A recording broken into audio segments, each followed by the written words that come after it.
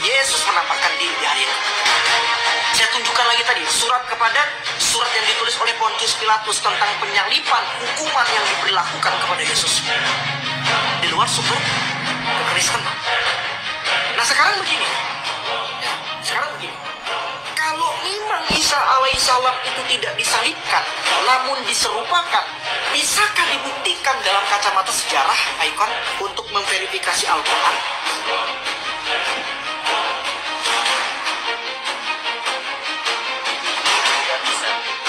Tidak bisa. Kamu seorang muslim mengakuinya kan? Tidak bisa. Nah sekarang begini. Kalau memang Isa alaihissalam itu tidak disalibkan, namun diserupakan, bisakah dibuktikan dalam kacamata sejarah, Aikon, untuk memverifikasi Al-Quran?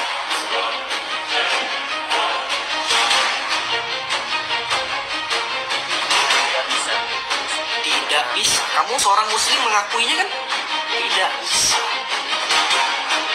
Tidak bisa. Maka gugurlah suatu kebenaran kalau begitu. Gugur. Karena begini loh, memang kita ini berbicara dalam tataran iman, tetapi yang kita bicarakan ini tokoh seorang manusia, betul nggak Iwan? Nggak mungkin nggak ada saksinya, betul kan? Historis. Iya, ini beban pembuktian. Sedangkan Soekarno aja loh, Soekarno yang bukan nabi saja. Ya, sekalipun saya, Bro Aikon tidak pernah melihat langsung wajahnya seperti apa, tetapi kita masih bisa membaca sejarahnya, betul kan? Soekarno tuh, masa seorang nabi seperti Isa alaihissalam gak ada sejarahnya? Ini tanda tanya.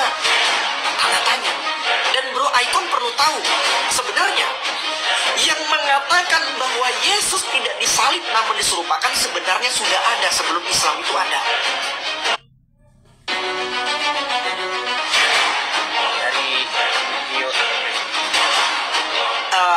Kurang tepat ya kalau dikatakan sebagai Injil.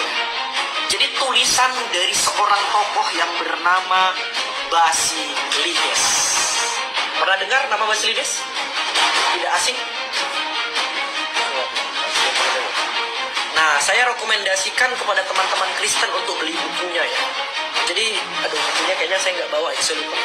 Jadi, di dalam suatu buku ya, menguak Injil-Injil rahasia, di situ dijelaskan bahwa ternyata ada yang menolak dan menyangkal berkaitan penyalipan Yesus. Ini bukunya.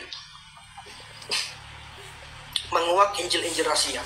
Semua di sini dibongkar tentang ajaran-ajaran sesat yang telah dianatema oleh gereja Katolik dari abad pertama. Kamu tahu nggak, bro? Ada seorang tokoh yang bernama Basilides yang hidup itu sekitar awal abad kedua. Oke?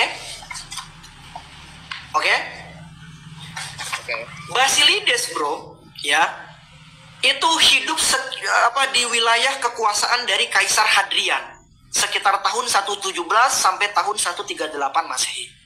Ya, pada periode 130-an lah. Ya.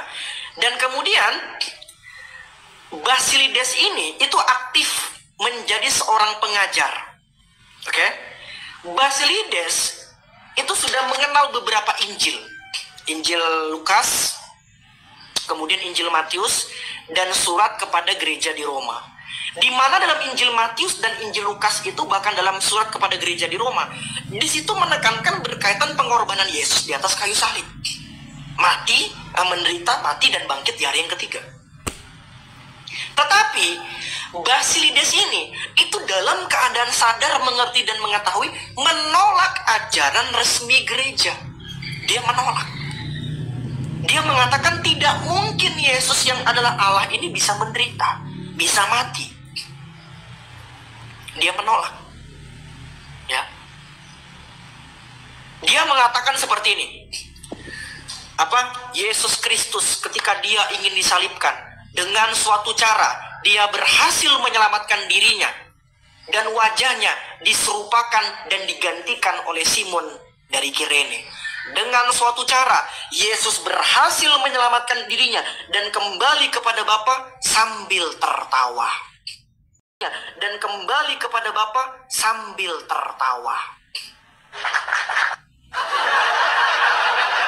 Jadi Basilides mengatakan Yesus itu diserupakan dan digantikan oleh Simon dari Kirene.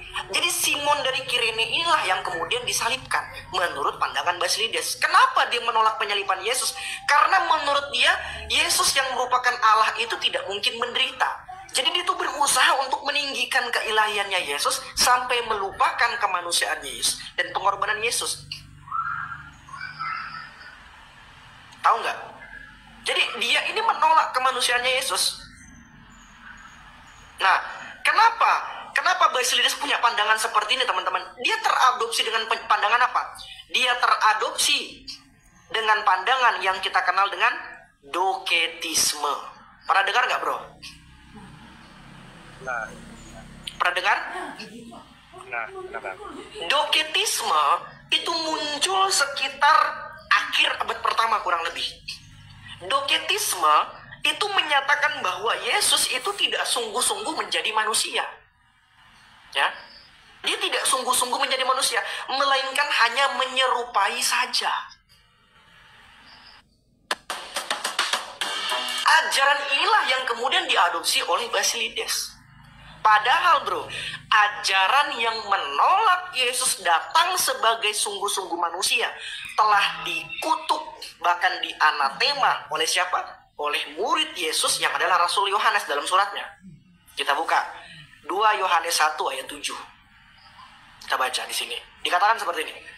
Sebab banyak penyesat telah muncul dan pergi ke seluruh dunia yang tidak mengaku bahwa Yesus Kristus telah datang sebagai manusia. Ia adalah si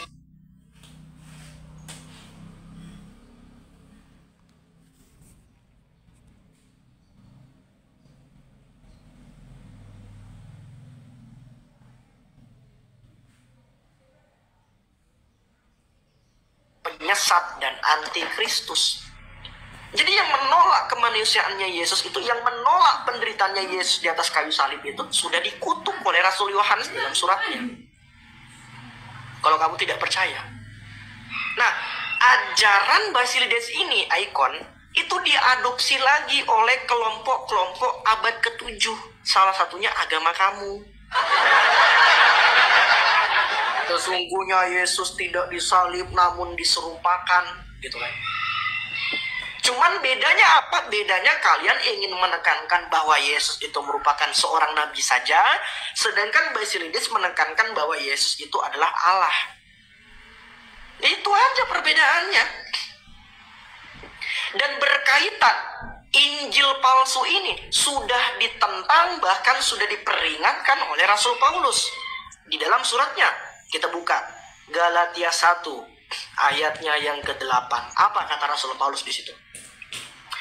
Tetapi sekalipun kami atau seorang malaikat dari surga yang memberitakan kepada kamu suatu Injil yang berbeda dengan Injil yang telah kami beritakan kepada kamu, terkutuklah dia.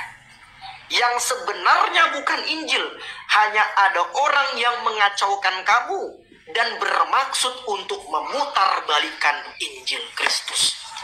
Itu perkataan Rasul Paulus abad pertama loh. Ya, kalau ada seorang dari antara kami atau malaikat yang ngaku-ngaku malaikat membawakan dan memberitakan Injil kepada kamu dengan Injil yang berbeda dari kami, maka terkutuklah dia. Perkataan Rasul Paulus sebelum Basilides muncul, bahkan sebelum Muhammad muncul. Tergenapi nggak kira-kira bro? Iya, Bang. Tergenapi. Tiba-tiba di abad ke-7 mengatakan bahwa Yesus tidak disalib namun diserupakan. Mohon maaf. Dalam pandangan iman Kristen itu pekerjaan iblis. Kenapa? Karena iblis sudah dikalahkan melalui salib Kristus. Maka cara satu-satunya yang dia lakukan apa teman-teman? Mengaburkan kebenaran pengorbanan Yesus di atas kayu salib dengan mengatakan apa? Bahwa Yesus tidak pernah disalib. Salam saudara-saudara, terima kasih sudah menonton video ini dari awal, pertengahan sampai selesai. Kiranya Tuhan Yesus memberkati kita. Amin. Kita sudah dengarkan tadi tanggapan dari seorang apologet kekristenan. Bisa dikatakan orang ini sangat luar biasa, ya. Berani bersuara, berani menyampaikan kebenaran. Dan saudara, bahwa memang berita tentang Tuhan Yesus ini sangat populer ketika Tuhan Yesus ada di dunia ini. Apalagi ketika Tuhan Yesus mati di kayu salib, bangkit pada hari yang ketiga, lalu naik ke surga. Dan ini menjadi perbincangan banyak orang, bukan hanya 2000 tahun yang lalu, tetapi juga sampai sekarang ini menjadi perbincangan bagi banyak orang. Yang satu mengatakan Yesus itu tidak disalibkan, yang satu berkata Yesus itu disalibkan. Nah, teman-teman, semua punya pandangan yang berbeda. Tetapi sejarah mencatat bahwa Yesus disalib. Dan bahkan Alkitab mencatat Alkitab itu ada di abad pertama. Sedangkan saudara kita Muslim itu ada di abad ketiga. Dan Alkitab dan sejarah membuktikan bahwa Yesus itu mati di kayu salib, bangkit pada hari yang ketiga. Dan ini benarlah seperti apa yang dikatakan oleh Rasul Paulus. Dia mengatakan bahwa kalau ada malaikat, kalau ada siapapun yang memberitakan tentang Injil yang berbeda yang kami sampaikan, maka terkutuklah ia.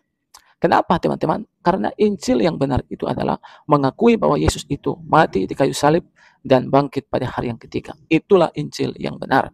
Itu sebabnya teman-teman saya mengajak kita semua, kalau ada orang-orang yang memberitakan Injil tentang Yesus kepada kita berbeda, tidak mengakui bahwa Yesus tidak mati di kayu salib, maka jangan terima. Karena memang Alkitab mencatat bahwa dia harus mati. Karena manusia telah berbuat dosa, telah kehilangan kemuliaan Allah, dan upah dosa adalah maut. Kalau dalam kitab Perjanjian Lama kita melihat bahwa domba adalah korban untuk menghapus dosa manusia. Dan setelah di Perjanjian Baru, maka ada satu pribadi namanya Yesus yang disebut sebagai anak Allah. Dia adalah firman yang telah menjadi manusia, yang mana firman itu adalah Allah itu sendiri. Dia mati sekali untuk selama-lamanya agar saudara dan saya hidup bersama-sama dengan dia. Jadi Yesus menggantikan kematian itu. Aturannya saudara dan saya lah yang harusnya mati di kayu salib. Karena kita semua sudah berbuat dosa. Upah dosa itu maut dan harus disalibkan menurut hukum orang Yahudi. Dan itulah tandanya orang itu adalah orang yang terkutuk. Makanya ada dalam kitab hukum Taurat mengatakan, terkutuklah orang yang digantung di kayu salib. Jadi Yesus itu mati digantung di kayu salib. Aturannya kitalah yang digantung di kayu salib. Tapi Yesus menggantikan supaya saudara dan saya beroleh kebenaran di hadapan Allah, agar saudara dan saya tidak mati dalam dosanya, tapi supaya hidup memperoleh kehidupan yang kekal. Itulah janji Tuhan bagi kita. Nah, teman-teman, terima kasih sudah menonton dari awal pertengahan sampai selesai. Kiranya Tuhan Yesus memberkati kita semua. Salam saudara, sampai jumpa di video selanjutnya.